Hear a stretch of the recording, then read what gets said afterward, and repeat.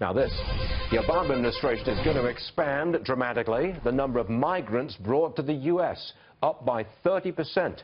85,000 this calendar year, 110,000 in 2017. This year, almost all of the migrants were Muslims. Next year, maybe, probably the same. Zuhdi Jasser is with us, American Islamic Forum for Democracy guy. Zuhdi, welcome to the program. Good to see you. Thank you. Nice to see you, Stuart. Next year, is it going to be the same story? 99% of the migrants are going to be Muslims, virtually no Christians?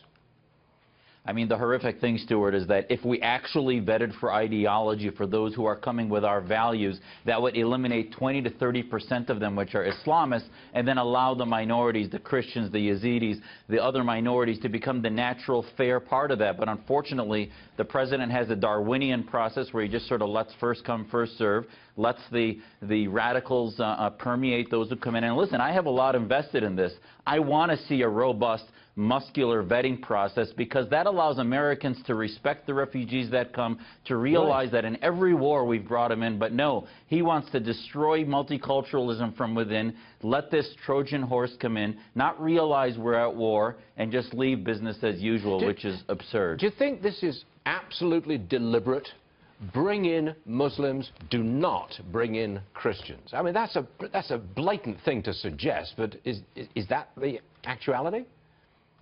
It's deliberate because that's how the left operates. That's how he's operated. He doesn't care about Syrians. If he cared about Syrians, Stuart, he wouldn't have done the Iran deal and just sort of let Assad and Hezbollah and others savage the Syrian population. No, he doesn't care about them. He's using this as a mechanism to continue to unravel the national unity, the national identity, no different than Merkel did in Germany, the left did, and which led to Brexit, to recapture their own identity. The left uses this to sort of dissolve what it means to be an American, and by the way, not realize that we are at war against radical and political Islam. There's two purposes here, and they're achieving both by just sort of letting them come in. I want you to address a subject which is often outside your regular subject matter, and that's, I know that you live in Phoenix, and I'm sure you've seen the dramatic video of the 3 police officers attacked by a man in a car, deliberately ran him down.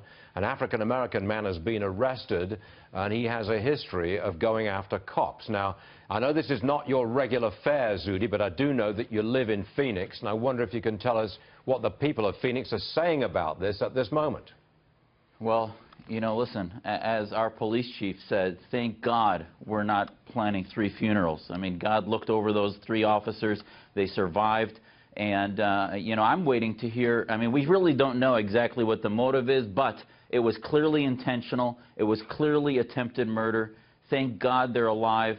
And I'm waiting to hear for the quick calls for unity. We hear such calls when there's a minority killing by a police officer, God forbid, but when police officers are attacked like they were in Dallas or elsewhere, where's the immediate calls for unity? And this is a time for our community to come together and reject this type of division. And where are the calls from President Obama? Knock it off. Yes. Knock it off. Exactly. Zuhdi Jasser, thank you very much for joining us, sir. Appreciate you being here. Thank you.